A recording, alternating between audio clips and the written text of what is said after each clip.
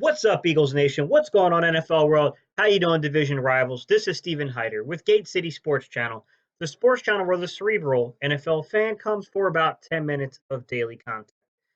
All right, guys, look, the fog of free agency and the trading deadline has pretty much rolled by, okay? That smog, that eerie feeling we had waiting and waiting and waiting for no moves to be made, it's lifted. The sun's out. And in a few hours, Desean Jackson should be taking the field. So, look, guys, I'm actually kind of excited for today because I think I got something lined up that I'm pretty excited about sharing with y'all. What I want to do today is I want to take a look at what does Desean Jackson bring back to this offense? What did I see on film that Desean Jackson is going to add back to this offense?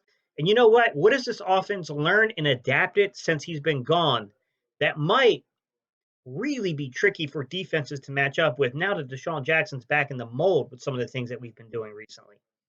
All right, guys, like I said, I'm excited about this topic, guys. So let's get to it. Drive kick. Jackson bobbles it and now has to try and recover. Jackson gets a block. Are you kidding? Admittedly, am I concerned that the Eagles didn't address the wide receiver position during this free agency period, during this trade deadline, and go out and get another guy who could stretch the field in addition to Desean Jackson? Sure. I think while Desean Jackson was out of the lineup, what we learned is we have a lot of guys that when things are perfect, they play very good roles. So when everything is kind of lined up, it looks good. It looks really good.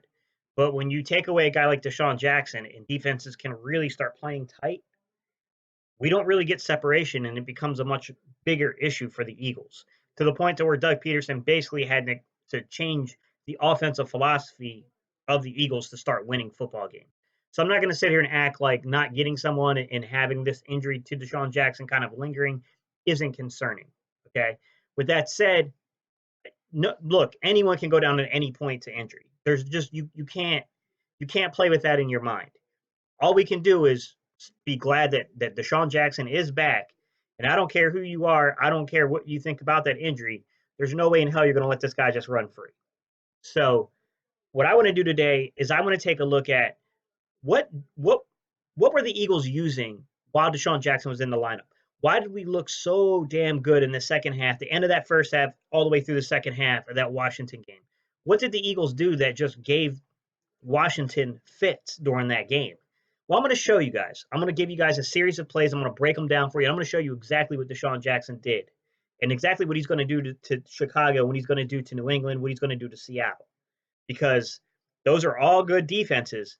But I'm telling you, Desean Jackson in this game, it changes the outcomes of things. It's just the truth. What's up, guys? Okay, we're here for a film session. What I'm going to show you here is a play that happened late in the second quarter, kind of our last possession before halftime. And this was a big score for the Philadelphia Eagles. To begin with, we come out in 11-man personnel in a pretty unique formation. So the two wide receivers that are on the line of scrimmage are, you have a split end down at the bottom of the screen for me, but offensive left, depending on your perception here, which is Zach Ertz. And then on the top side in a stacked triplet set there, the other wide receiver that's on the line of scrimmage there is Desean Jackson. Then you basically had two slot receivers in Alshon Jeffrey, who's to the right of Desean Jackson. And then that looks like, to me, Nelson Aguilar to the left of Desean Jackson. Now, this is the way the route trees are going to play out, guys. Ertz is going to basically run a shallow, dig route. On the top side, you're going to get Nelson Aguilar, who's running a slightly deeper drag route, or crossers, if you will, guys, almost. Not really crossers, they're not that close together. It's more, they're both just, deeper drag routes. Desean Jackson is basically running a go route, and then you got Alshon Jeffrey running that deep post, and then you got Miles Sanders attacking the flat, okay? The important play here is, who does the safety bite on? Is the safety going to bite on the post route with essentially Alshon Jeffrey, or is he going to bite on that deep go route with Desean Jackson? Because whoever he bites on, the other player is going to be wide open, and that is very important. Someone is going to be wide open. 3rd and 10. It's only a 3-man rush. Still pressure. Wentz just going to air it out, going way deep down the field. So the Eagles, in addition to the 11-man personnel, really went heavy in 12-man personnel. And I'm going to show you a few really just series of runs to where we just absolutely beat down the Washington Redskins from the 12-man personnel with Desean Jackson in this lineup. And the first couple you're going to see are just how versatile the Eagles offense is with Desean Jackson in it. And then you had a guy like an older guy like Darren Sproles, but Darren Sproles was getting huge chunks on running plays in this game. And I'll tell you what, is elusive and is the agility that a guy like Darren Sproles has.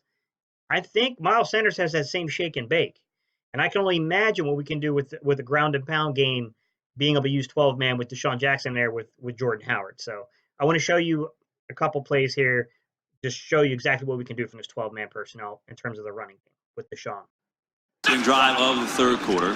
They get it to Sproles, looking for a seam, a little stutter step and a first. My perspective on a play like that is this, guys.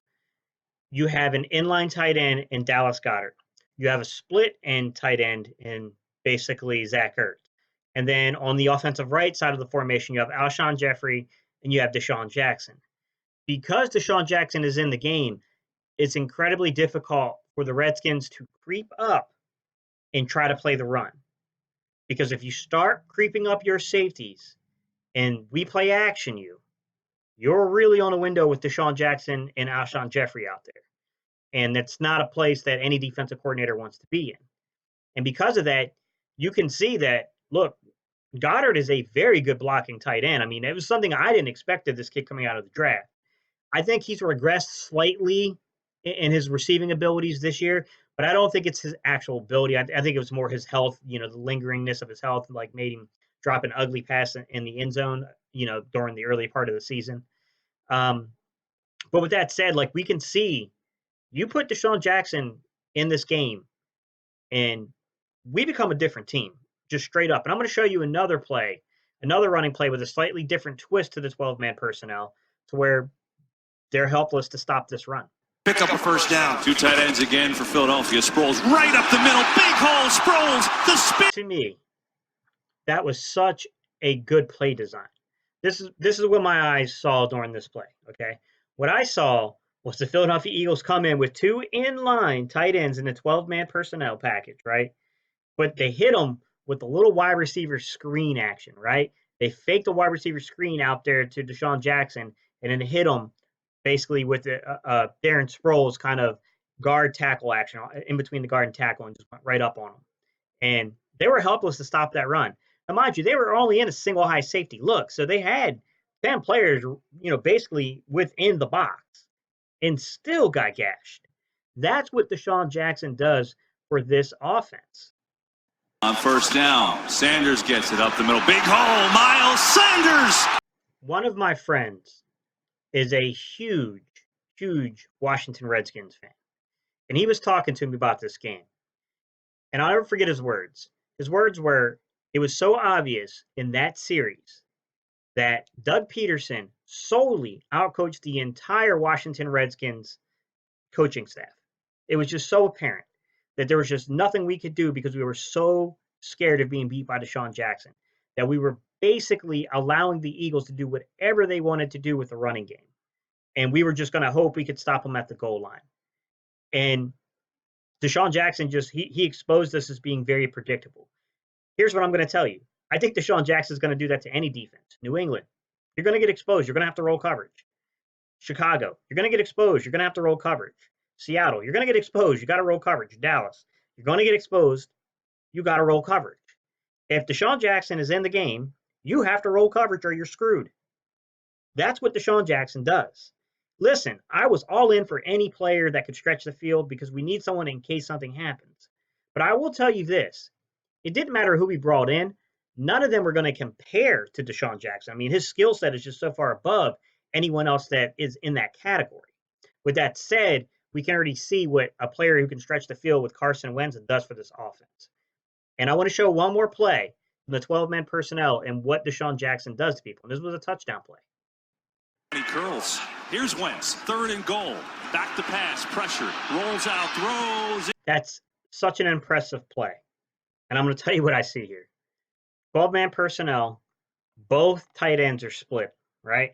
You got a split end, and Ertz, who's going to make one of the 7 players on the line of scrimmage. Alshon is your other receiver that's making one of the 7 on the line of scrimmage. Then you got Goddard in a slot positioning, and you got Jackson in the slot position. Jackson in the furthest to the left. Okay, if you look at this, it's a nightmare. Who are you focusing in on? Because look, do you take your eyes off of Desean Jackson because you're in the red zone? Because what if they hit you with a wide receiver screen? What if they bring him in motion? What if they hit him on an end around? You can't just sleep on Desean Jackson in the red zone, okay? Do you say, well, I guess we're going to have to hope for the best on one-on-one with Alshon Jeffrey in the red zone? That's a pretty tough ask. What about Ertz? I mean, if you're the defense, you're probably thinking, damn, they're trying to isolate us with Ertz, right? Ertz is the only receiver on the offensive right, okay? Now, in this particular play, they had Miles Sanders in the game. But what if you were to sub out Miles Sanders? You're in the red zone, and you put in Josh Howard. Or damn, are they going to run the ball? Are they trying to spread us out and run it right up the seam or right up the gut on us? You know, there's just so much that this kid brings to the football game. What they ended up doing was really having 2 players that could have scored, and from what I could see, quite easily. And I didn't even really study it. Number one, I was impressed with one thing about Carson Wentz on this play. He climbed and slid, which is something we haven't been seeing over the last couple of games. Climbing the pocket and sliding. That's how he was able to buy enough time to get the ball out there to Alshon Jeffrey. Other than that, if you really pay attention, you can see that essentially Miles Sanders comes out and attacks the seam flat. And to me, it looked like he probably had a step on the defender. And I think the easier throw actually was to Miles Sanders. But at that point, game was the first game of the season. I mean, how much trust Carson had built up with Miles Sanders? Come on, I understand why he did what he did. Nonetheless, you also have the added effect of when Carson Wentz breaks the pocket like that, he starts doing a climb and slide. If you're a defender, in the back of your head, you're thinking, "Damn it, that he's gonna go for the pylon on us." So I'm telling you, this kid changes everything for me. I think that this opens this Eagles playbook way up. It's wide open with this kid in the game. And that's what I think we have to look forward to. The health is always going to be a concern. But while he's in the game, I think we become, once again, probably one of the most dynamic offensive, not the most dynamic offense in the league. This guy shows you it. There's not a lot you can do to defend the Eagles in this stuff. So that's my film session, guys. I hope this makes us feel a little better about missing out on what we missed on. Yeah, we got some question marks, but I'm not going to cover all those. But y'all let me know what you think. What do you think about Desean coming back? What are your feelings about his health situation? Like, are you excited? I'm ready to see him perform against the Bears. With that said, guys, I'm going to jump off of here, man. So don't forget to like, comment, and subscribe. And just tell me, guys, in your comments, tell me what you feel about Desean. There's a lot of things because he did bring Scandrick into this locker room, but I think Desean honestly bleeds Eagles green. If I was Desean, I'd be pretty pissed off that I vouched for you, man. I brought you into this organization I'm beloved by, and you shitted on my name, dude. I would have a problem with that. Now, I will tell you this. I think that Desean Jackson and Carson are fine. I think that they're close. Like, they like one another, and Carson knows what this kid does for him.